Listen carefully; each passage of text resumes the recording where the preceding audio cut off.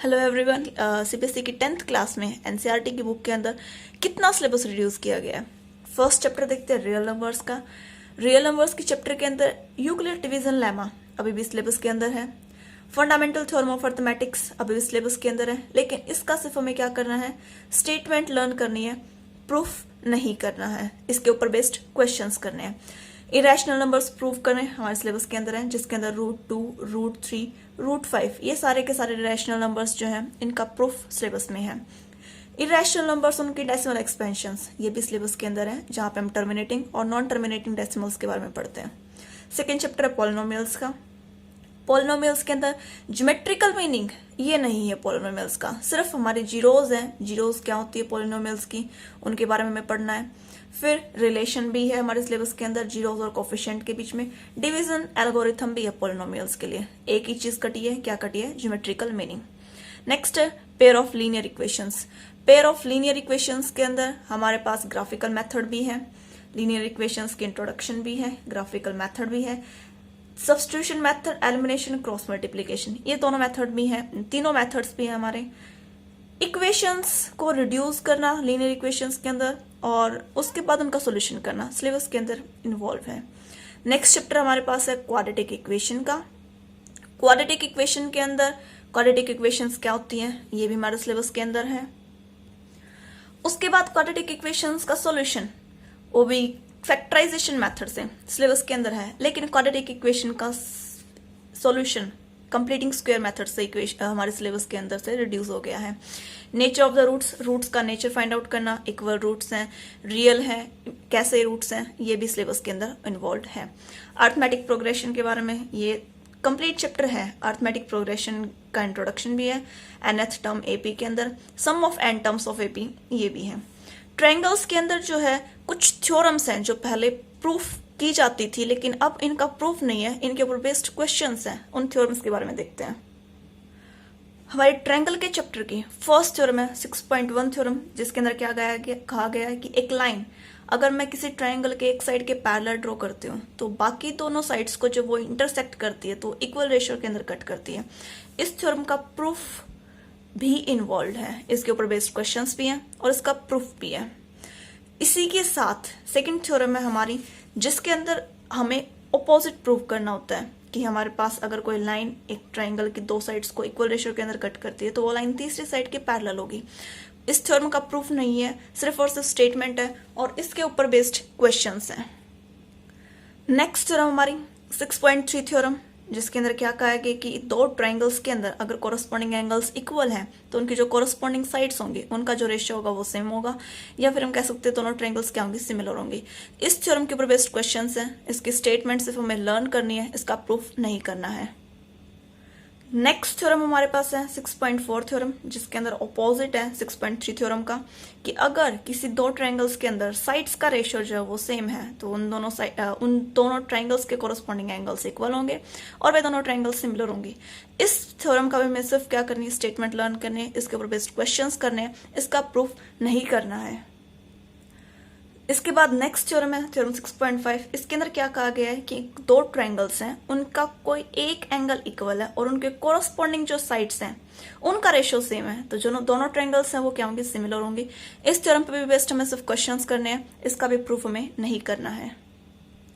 Next theorem हमारे पास 6.6। इसके अंदर क्या कहा गया है, the ratio of the areas of two similar triangles is equal to the square of the ratio of their corresponding sides. वो कहता है दो ट्रायंगल्स अगर सिमिलर हैं तो उनका जो एरिया है, एरिया का जो रेशियो है वो किसके इक्वल होगा, इन दोनों साइड्स, इन दोनों की जो कोरस्पॉन्डिंग साइड्स हैं उनके रेशियो, उनके स्क्वायर के रेशियो के इक्वल होगा। ये जो थ्योरम है इसका हमें प्रूफ भी करना है और साथ में इसके ऊपर बेस्ड जो क्वेश्चंस हैं वे भी करने हैं।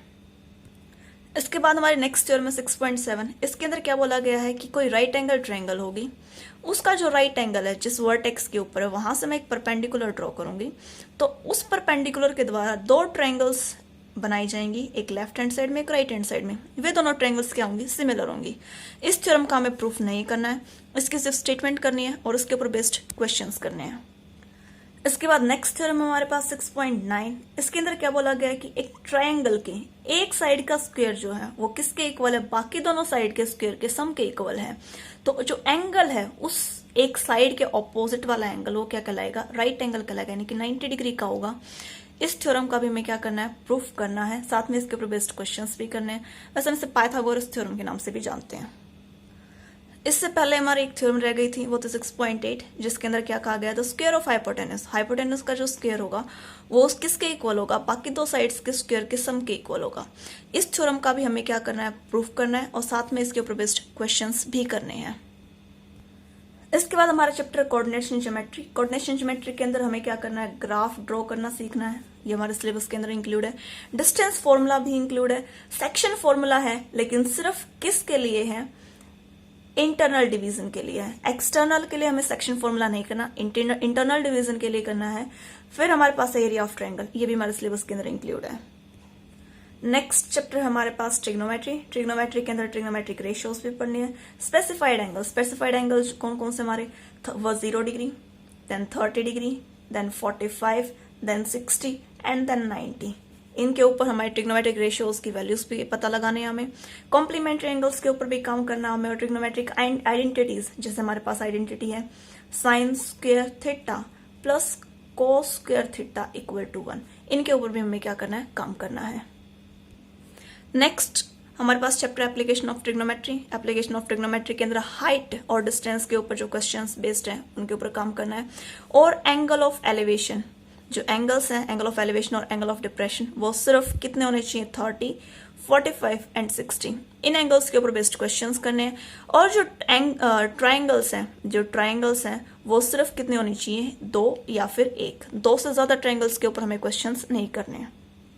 नेक्स्ट चैप्टर है हमारा सर्कल्स का। सर्कल्स के ऊपर हमें 2 थ्योरम्स के प्रूफ करने हैं। सबसे पहले वो 2 थ्योरम्स देख लेते हैं कौन कौन सी हैं।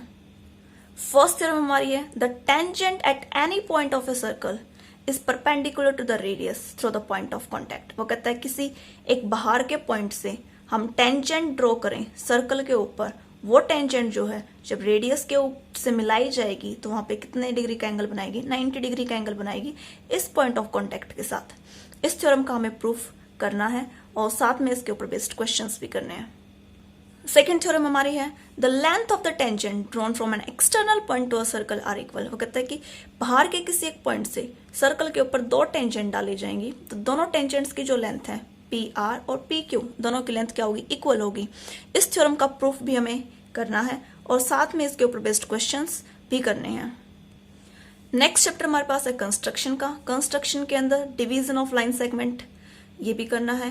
साथ में एक हमारे पास सिमिलर ट्रायंगल्स ड्रॉ करते हैं हम, जिसके अंदर जो डिवीजन होता है वो इंटरनली और एक्सटर्नली दोनों होता है, लेकिन डिवीजन ऑफ लाइन सेगमेंट हमें सिर्फ कौन सा करना है, इंटरनली करना है। एक्सटर्नली का हमारे सिलेबस के अंदर से रिड्यूस कर दिया गया।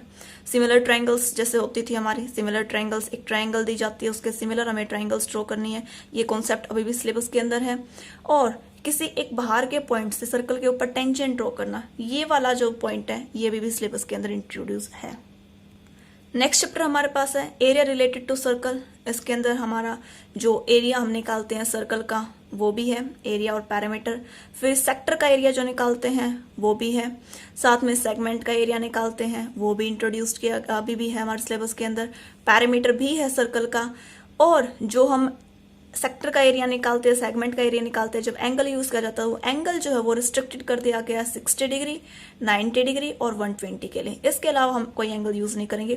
कॉम्बिनेशन ऑफ प्लेन फिगर्स, जिसके अंदर स्क्वायर, क्वाड्रिलेटरल वगैरह जो फिगर्स हैं वे यूज करके हम एरिया फाइंड आउट करते हैं, वो अभी भी सिलेबस के अंदर है।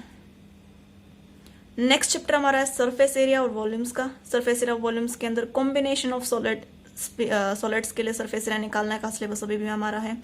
वॉल्यूम भी निकाल सकते हैं हम, वो भी सिलेबस के अंदर है। कन्वर्जन करना है एक सॉलिड से दूसरे सॉलिड के अंदर, लेकिन 2 से ज्यादा सॉलिड नहीं होने चाहिए, रिस्ट्रिक्टेड है सिर्फ 2 के लिए।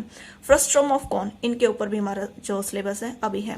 इनके अंदर वॉल्यूम भी निकालेंगे, सरफेस एरिया भी निकालेंगे, लेटरल सरफेस एरिया और कर्व सरफेस एरिया, और इनसे रिलेटेड जो प्रॉब्लम्स हैं वो भी करेंगे। नेक्स्ट हमारा स्टैटिस्टिक्स। स्टैटिस्टिक्स के अंदर मीन निकालना सिलेबस के अंदर है। मोड भी हमारे सिलेबस के अंदर अभी भी है। मीडियन ऑफ ग्रुप डाटा, ये भी सिलेबस के अंदर है। कम्युनिकेटिव फ्रीक्वेंसी डिस्ट्रीब्यूशन, किसी ग्राफ के ऊपर रिप्रेजेंटेशन, ये भी सिलेबस के अंदर है। और प्रोबेबिलिटी जो है इसके अंदर बहुत ही सिंपल प्रॉब्लम्स हैं, जैसे कोई इवेंट फेवरेबल कंडीशन हम निकालते हैं किसी भी इवेंट की।